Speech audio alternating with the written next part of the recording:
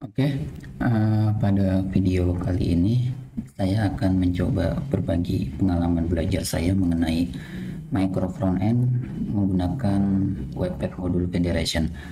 Nah, tapi sebelum melanjutkan video ini, saya mohon doanya untuk almarhum ayah saya, karena berkat upaya dan didikannya, saya bisa mempunyai kesadaran untuk berbagi dengan apa yang saya bisa. Salah satunya berbagi atau sharing ilmu dengan membuat video ini. Dan mohon juga doanya untuk ibu saya, karena berkat doa tulusnya Tuhan masih memberi saya nafas dan berkarya membuat video ini. Terima kasih untuk teman-teman yang sudah memberikan doanya, dan saya harap kedua orang tua teman-teman juga selalu dalam lindungan Tuhan dan tetap bahagia.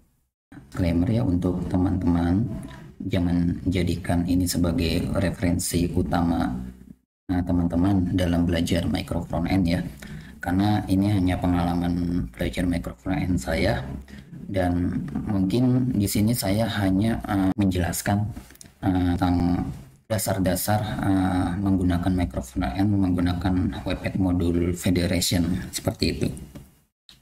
Nah, jadi di internet sendiri sekarang sudah banyak ya yang menjelaskan konsep-konsep micro frontend.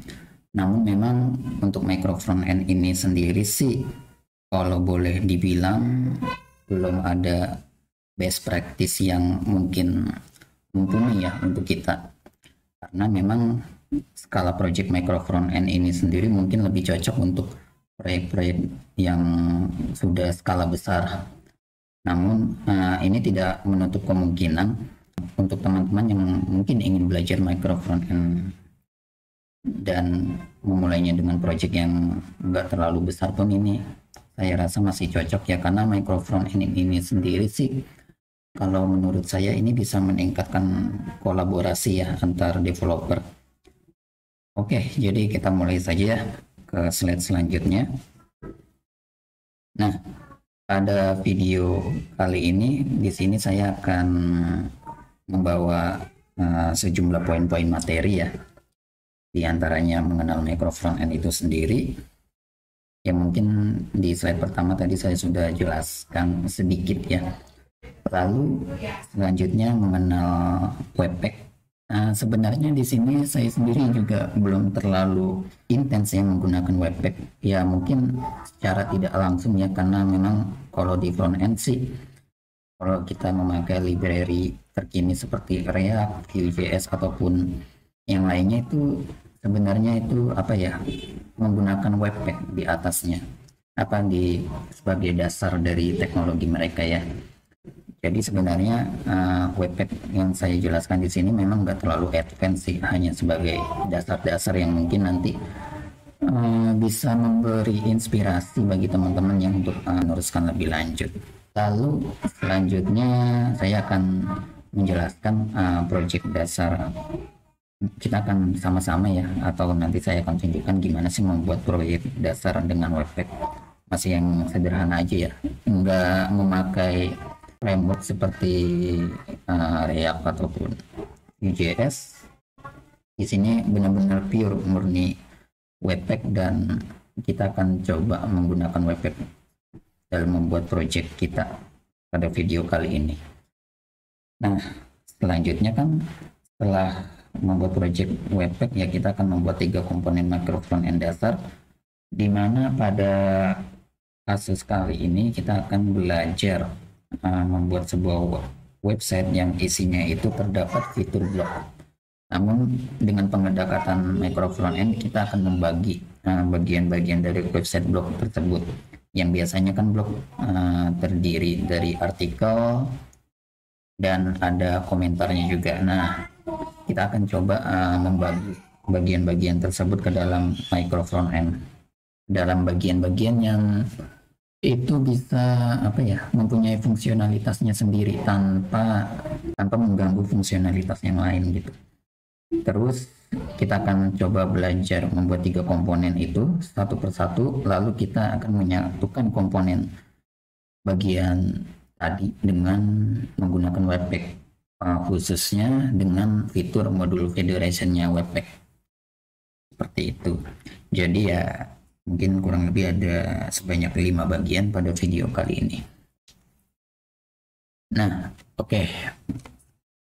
Micro front end.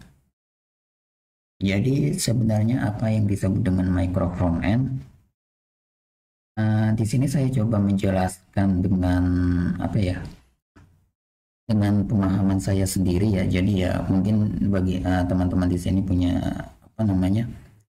Kalimat sendiri untuk menjelaskan micro front end. Cuman kurang lebih dari yang saya tangkap selama proses pembelajaran saya, micro front end itu adalah sebuah pendekatan atau cara untuk membuat proyek front end skala besar dari bentuk monolit ke dalam beberapa bagian. Nah, istilah monolit itu kalau dalam pengembangan software ya seperti aplikasi yang mempunyai banyak fitur tapi masih dalam satu kesatuan. Jadi ya nggak dipisah-pisah gitu.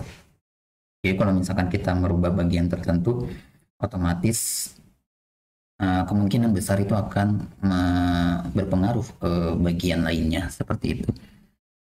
Nah, kalau dalam bentuk monolit ini biasanya kalau mungkin teman-teman sudah familiar dengan Git, ya biasanya sih aplikasi monolit itu masih dalam satu repo ya. Jadi ya nggak dipisah-pisah seperti itu. Beda kalau misalkan kalau di micro front end, misalkan kita membuat sebuah website dalam bentuk monolit, ya mungkin satu website itu masih di upload ke dalam satu repository, jadi nggak dipisah. Sedangkan dalam micro front end itu dibuat terpisah, di mana setiap bagian dari website atau mungkin websitenya itu disebut ini ya kontainer, dan fitur-fiturnya bagian-bagian tertentu. Dalam hal ini kita ada blog yang berupa bagian artikel sama bagian komentar, fitur komentar. Nah, jadi itu bisa dipisah dan mempunyai reponya tersendiri. Jadi proses pengembangannya pun terpisah, jadi nggak menyatu seperti yang ada di aplikasi monolit atau website monolit seperti itu. Jadi ya mungkin bagian komentar bisa memakai teknologi React, sedangkan di bagian artikelnya bisa menggunakan Vue atau mungkin sebaliknya, atau mungkin sama, ya itu bisa diatur seperti itu. Jadi itu gambaran besarnya atau keseluruhannya mengenai micro front end ini menurut saya ya. Jadi ya mungkin masih banyak yang detail-detail lainnya yang masih belum bisa saya jelaskan di sini. Cuman ya secara singkat sih saya menangkap micro front end itu seperti ini. Nah, lalu apa sih kelebihan micro front end? Jadi di sini saya bagi beberapa 4 poin ya. Poin pertama itu membagi proyek front end yang besar yang tadinya monolit dan kompleks menjadi beberapa single proyek yang simple. Jadi ya seperti yang tadi saya bilang ya, sebenarnya kalau misalkan dalam pengembangan website pada umumnya kan itu yaitu single proyek ya, atau dalam satu repository. Nah, micro front end itu bisa membagi yang tadinya mungkin dalam satu website itu ada beberapa fitur kayak semacam blog komentar, atau mungkin kan dalam toko online ada fitur keranjang belanja, ada fitur list produk dan lain-lain. Nah, itu semua fungsionalitasnya disatukan dalam satu proyek besar, dalam satu repository. Nah, memang kalau untuk apa namanya website-website yang skalanya masih kecil ya, memanajemen fitur-fitur tersebut nggak terlalu susah karena memang nggak terlalu kompleks ya. Beda kalau misalkan makin kompleks suatu proyek websitenya gitu, makin kompleks, terus ketika mau mengembangkan apa namanya fitur tertentu, ya itu bisa pengaruh ke lainnya. Apalagi kalau misalkan sudah banyak member atau anggota yang terlibat di proyek tersebut. Nah, kalau dengan micro front end jadinya tuh bagian-bagiannya kan dipisah. Nah, mungkin kompleksitasnya juga bakal berkurang juga, karena itu kan nggak apa namanya, nggak menyatu ya, kompleksitasnya itu nggak digabung, jadi dipisah dipisah. Dan ya jadi setiap orang yang menangani fitur tersebut itu bisa leluasa ya, bisa leluasa untuk mengembangkan atau ngoprek-ngoprek lah, ngoprek-ngoprek fungsionalitasnya itu tanpa harus khawatir ya mengganggu fungsionalitas dari bagian lain. Jadi itu poin pertama ya, kelebihannya ini menurut saya ya. Jadi teman-teman nanti silakan cari lagi ya. Terus yang kedua itu, dari pengalaman saya sih, setiap fitur tertentu bisa dikelola oleh spesifik atau orang tim tertentu juga. Nah ini juga sebenarnya sih ya masih ini ya, masih berhubungan dengan poin nomor satu ya. Jadi karena sudah dipisah, nah makanya tiap tim atau orang yang menangani fitur tertentu itu nggak perlu khawatir ya untuk melakukan suatu refactoring code atau pengen ganti lah, replace teknologi. Nah itu nggak khawatir ya, karena kalau misalkan masih dalam monolit atau dalam satu kesatuan, merubah fitur sedikit aja kadang itu bisa berpengaruh ya ke fitur-fitur lainnya. Cuma dengan micro front end sedikit bisa meminimalisir ya kekhawatiran itu. Itu poin kedua. Jadi ya bisa ini ya, bisa dikelola oleh orang yang berbeda gitu. Poin ketiga, setiap source code masing-masing bisa terisolasi. Nah ini juga sama ya. Kayaknya semua yang saya jelaskan ini berhubungan sebenarnya. Ya intinya karena ini reponya sendiri-sendiri, jadinya kalau misalkan ada error di suatu bagian tertentu, tapi fungsi lainnya masih tetap bisa berjalan. Nah itulah micro front end. Jadi misalkan kalau kita buat sebuah website dengan konsep monolit dan ada error di bagian komentar, nah itu biasanya akan menampilkan error ke keseluruhan ini ya, ke keseluruhan halaman website tersebut. Nah tapi mungkin kalau dengan micro front end tergantung settingannya. Kalau dengan micro front end itu sendiri, kalau terjadi error di bagian tertentu, misalkan hanya bagian komentar blognya aja, dia nggak akan mengganggu fungsionalitas di bagian list artikelnya. Jadi ya mungkin kalau misalkan websitenya itu tampil, yang error itu ya hanya bagian komentarnya aja, seperti itu.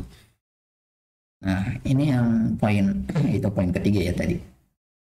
Jadi ya setiap source code bisa masing-masing bisa terisolasi tanpa mengganggu fitur lainnya, apalagi kalau misalkan terjadi error seperti itu. Lalu meningkatkan kolaborasi di suatu proyek atau software besar. Nah, ini yang saya suka, poin yang sebenarnya saya cukup tertarik dalam mempelajari micro front end. Karena biasanya begini, dalam pengembangan website kan biasanya ada kasus di mana kalau dalam sistem pendekatan monolit, misalkan proyek ini yang tadinya dikerjakan oleh programmer A, suatu saat ke depan, mungkin beberapa waktu ke depan, entah 5 bulan atau setahun berikutnya, websitenya itu mau di revamp. Nah kadang kalau misalkan programmer yang baru, misalkan programmer yang B ini, dia nggak mengerti ya struktur code dari legacy code yang ini ya, yang dibuat oleh programmer A. Nah kepengennya itu pasti ganti stack atau ganti apa ya, kayak semacam ganti teknologi yang digunakan. Mungkin yang tadinya dia programmer A makanya React, nah cuman setelah projectnya diganti orang dan di handle oleh programmer B, nah programmer B itu lebih menginginkan ini ditulis menggunakan Vue. Nah kalau menggunakan pendekatan monolit ya mau nggak mau kan memang harus mengubah semua, padahal programmer B itu cuma diminta untuk kayak semacam memperbaiki bagian tertentu, misalkan bagian bagian komentar lah di blog itu. Nah otomatis harus ini ya, kalau dengan pendekatan monolit harus mau nggak mau harus mengikuti kemauan dari programmer B, atau enggak cari programmer lain yang bisa mengerti tentang teknologi React yang dipakai oleh programmer A, dan itu sangat tidak praktis dan mungkin memakan waktu lagi ya. Nah Kalau misalkan dengan pendekatan micro front end dan si programmer P itu hanya bertugas untuk mengganti apa namanya fitur dari komentar blok itu. Nah, jadi si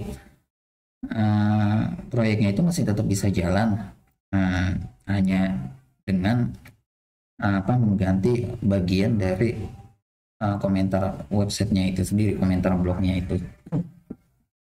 Jadi ya itulah meningkatkan kolaborasi di suatu proyek software yang besar. Jadi dengan micro front end nggak perlu, mungkin agak mengurangi ya kekhawatiran kita kalau misalkan proyeknya itu harus berhenti gara-gara si programmer yang baru atau tim yang baru ini nggak bisa menjalankan atau nggak bisa meneruskan proyek dengan teknologi stack yang digunakan oleh programmer sebelumnya seperti itu. Jadi itu salah satu kelebihannya ya. Cuman ya balik lagi ya, memang ada konfigurasi tambahan yang bisa mewujudkan hal ini agar terjadi ya. Jadi ya teman-teman bisa riset lebih mendalam ya gimana caranya seperti itu. Teman di video kali ini saya hanya akan menjelaskan dasar-dasarnya aja, dan mungkin kalau misalkan di kemudian hari bisa saya teruskan materinya ya, saya akan teruskan ke ke hal-hal yang lebih spesifik tentang micro front end ini. Oke. Nah, lalu di sini saya akan menjelaskan micro front end plus minus. Tadi kan plus minusnya sudah kita jelaskan. Nah, terus di sini saya akan menambahkan referensi micro front end itu cocok dan tidak cocok untuk siapa aja sih. Nah, ini mungkin penting ya untuk teman-teman, sekiranya mungkin teman-teman ingin memutuskan memakai pendekatan micro front end atau enggak. Nah, itu dilihat aja dari projectnya. Jadi micro front end itu sendiri cocok untuk, mungkin ya dari penilaian saya aja ya, proyek aplikasi besar yang mempunyai banyak fitur. Nah, jadi untuk proyek aplikasi besar itu memang kan tingkat kerumitannya sudah lumayan ini juga ya, besar juga. Jadi ya ini micro front end memang cocok diterapkan untuk proyek yang sudah mempunyai fitur-fitur yang banyak dan kompleks juga. Jadi bagian fitur-fitur tersebut dipecah hingga setiap fiturnya itu bisa di-develop atau mempunyai life developmentnya sendiri ya, life cycle developmentnya sendiri kalau nggak salah, seperti itu. Jadi ya kalau menurut saya sih ini micro front end memang baru mendekati cocoknya itu ke proyek yang besar. Cuman bukan berarti untuk aplikasi kecil nggak cocok ya, cuman ya balik lagi nanti effortnya seberapa besar gitu untuk penerapannya di proyek skala kecil, karena memang takutnya kan effortnya itu malah lebih besar di setupnya daripada operasional kesehariannya, itu kan jadi nggak make sense juga ya. Terus bagian kedua, poin kedua, micro front end itu cocok untuk perusahaan organisasi yang mempunyai banyak anggota. Nah, ini juga semakin menambah intensitas kecocokan ya. Kalau misalkan proyek tersebut udah punya banyak anggota, terus ya lebih baik memang dipecah-pecah ya, agar setiap anggotanya itu kan mempunyai mungkin antar member itu punya style code-nya sendiri.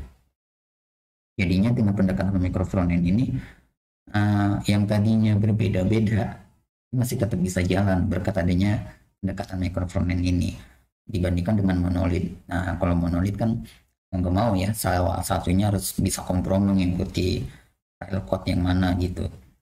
Nah, dengan micro front end ini jadi setiap member itu bisa tetap mempertahankan idealisme mereka, mungkin seperti itu ya. Jadi ya itu salah satu kelebihannya. Jadi ya ini sangat cocok untuk organisasi yang mempunyai banyak anggota atau proyek yang sudah mempunyai banyak anggota developer. Lalu micro front end, selanjutnya micro front end ini belum cocok untuk aplikasi yang masih simple dan belum terlalu mempunyai banyak fitur kompleks ya. Jadi ya memang effort untuk setupnya itu sendiri seperti yang saya bilang tadi mungkin bisa jauh lebih besar ya dibandingkan dengan pengembangan dari si aplikasinya itu sendiri ya, jangan sampai begitu ya. Kita kan maunya kalau untuk proses setup suatu project itu ya sebisa mungkin ya jangan lebih besar dari proses inti developmentnya itu sendiri ya. Jadi ya memang kalau menurut saya sih setup di micro frontend ini masih apa ya, masih belum cocok untuk aplikasi yang memang fiturnya masih simple gitu. Jadi lebih baik dibuat dengan pendekatan monolit aja kalau gitu. Tapi ya nggak menutup kemungkinan dari aplikasi kecil ini yang mungkin mau dibuat struktur micro frontend yang mungkin masih simple juga, itu bisa juga seperti itu. Ya, dan poin kedua ya memang untuk perusahaan dan organisasi kecil ya. Jadi ya organisasi ya, saya typo di sini. Nah, macam-macam pendekatan micro frontend dari apa namanya, dari riset yang telah saya lakukan sih sejauh ini saya sudah menemukan 3, sebenarnya banyak sih ya, banyak sekali framework atau metode pendekatan micro frontend di luar sana. Cuman sejauh ini yang saya tangkap itu baru 3. Ada single SPA, dimana saya juga pernah ya ngoprek-ngoprek, cuman nggak terlalu dalam juga ya, hanya untuk sebatas pengen tahu aja gitu. Terus ada Qiankun. Kalau Qiankun ini sebenarnya sebuah ini juga sih, sebuah apa namanya, tools yang open source, cuman saya juga belum terlalu riset secara mendalam karena memang kebetulan rekan kerja ada yang memakai framework ini, dan framework ini pun sendiri mendukung apa, arsitektur micro frontend seperti itu. Jadi ya mungkin teman-teman bisa riset lebih lanjut di Google. Nah, sedangkan yang akan kita pakai dalam video kali ini adalah pendekatan micro frontend menggunakan Webpack Module Federation. Jadi ya Webpack Module Federation ini mungkin kalau dari berdasarkan pengalaman saya atau pengamatan saya masih cukup baru sih ya untuk pendekatan ini, dan saya melihat juga ini mungkin cukup apa, cukup simpel sih untuk diterapkan, karena memang mungkin Webpack ini kan hampir dipakai sebagai base project atau apa ya, semacam base, intinya sih layer base yang digunakan oleh project open source populer kayak React juga menggunakan Webpack, Vue juga menggunakan Webpack. Jadi ya masih satu inilah, satu apa namanya, masih satu kesatuan atau satu elemen gitu. Kita belajar Webpack sekali, terus dengan belajar Webpack mungkin kita juga akan lebih mengenali cara kerja framework apa, library atau framework frontend yang terpopuler lainnya gitu. Jadi inilah alasan saya memilih Webpack dalam video kali ini. Oke, sekarang kita akan masuk pada bagian untuk membuat komponen micro frontend kita yang pertama. Jadi di sini saya akan membuat folder project yaitu belajar micro frontend. Nah, teman-teman bebas ya menentukan mau di mana lokasi projectnya. Cuman kalau dalam kasus saya menggunakan sistem operasi Ubuntu. Jadi saya menaruhnya di home dokumen YouTube dan belajar micro effect foldernya. Tapi teman-teman juga bebas, sesuaikan saja. Jadi ini bisa ditempatkan di mana aja karena kita akan menggunakan Node.js sebagai servernya, jadi itu bisa fleksibel berjalan di folder manapun ya. Oke, setelah berada di folder project, silahkan buat folder baru. Di sini saya menamakan apa ya, blocks ya. Berarti ini adalah folder untuk komponen micro frontend block. Nah, seperti ini. Nah, lalu masuk ke dalam folder tersebut. Nah, di sini saya coba menginisial sebuah project Node.js menggunakan YAM. Nah, teman-teman juga bisa menggunakan npm ya untuk menginisialisasi project Node.js-nya. Kan biasa kita npm init bla bla bla. Nah, cuman di sini saya menggunakan YAM. Sebenarnya sama aja, nggak ada bedanya. Hanya saja memang ada yang mengatakan kalau Yarn ini package-nya lebih stabil ya. Jadi ya ini keputusan di teman-teman. Jadi terserah mau pakai Yarn ataupun npm. Ya, di sini menggunakan Yarn, lalu enter, lalu di sini akan kita dapat beberapa pertanyaan ya. Nama projectnya saya biarkan namanya blocks, versionnya saya biarkan 1, description. Nah, ini saya tuliskan for blocks. Ya, teman-teman bebas ya menentukan deskripsinya. Entry point saya biarkan index.js, repository URL saya biarkan kosong dulu, outdoor ya silakan teman-teman nulis nama teman-teman masing-masing di sini. Lisensi kita biarkan MIT, ini kita biarkan kosong dah. Oke, sampai di sini hasilnya akan tercipta sebuah file bernama package.json. Lalu saya akan membuka kode editor, saya menggunakan Visual Studio Code. Bebas mau pakai text editor apapun ya, tapi ya kebanyakan orang-orang sih di sana lebih pakai Visual Studio Code ya, karena ya lebih fleksibel dan mungkin lebih terkenal sih. Tapi ya bebas sih teman-teman mau pakai text editor apapun. Selanjutnya di Visual Studio Code saya akan membuka terminal. Nah, kalau teman-teman pakai text editor lain mungkin saya juga kurang tahu ya gimana munculin menu terminal. Mungkin teman-teman bisa manual aja open terminal, atau kalau di Windows ya silakan pakai CMD. Nah, di sini saya akan coba install beberapa package, yaitu package Webpack ya. Di antaranya yang kita butuhkan yang pertama adalah ya kan yarn add. Di sini saya akan menambahkan Webpack, terus Webpack CLI, terus Webpack dev server. Nah, lalu yang terakhir ML Webpack plugin. Oke, seperti ini. Jadi ini adalah beberapa tools Webpack yang akan kita install di dalam project kita. Masing-masing memang punya fungsionalitasnya sendiri-sendiri ya. Namun saya juga kurang terlalu paham sih fungsionalitas detailnya. Nanti teman-teman silakan googling sendiri ya. Cuman kalau untuk pembelajaran kali ini ya silakan ikuti aja apa yang saya install dalam folder. Nanti mungkin kedepannya saya akan menjelaskan satu persatu ya mengenai masing-masing dari tools Webpack ini. Oke, jika sudah lalu kita enter. Oke,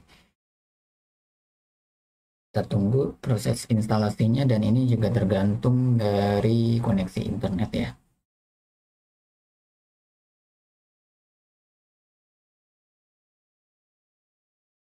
Kita tunggu. Oke, ada error di sini ya. HTML Webpack plugin tidak di, oh sorry, typo kurang B. Nah, seperti ini. Oke, nah seperti ini hasilnya.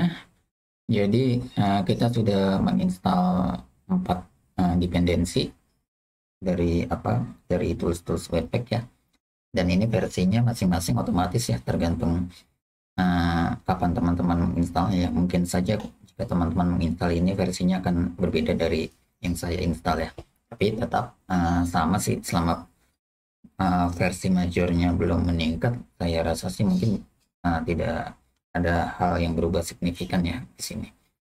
Oke, jadi ya sampai saat ini kita sudah berhasil menginstal Webpack ke dalam folder project kita, dan nanti di bagian selanjutnya saya akan mulai membuat sebuah file index untuk menjalankan project kita. Oke, sampai di sini dulu videonya.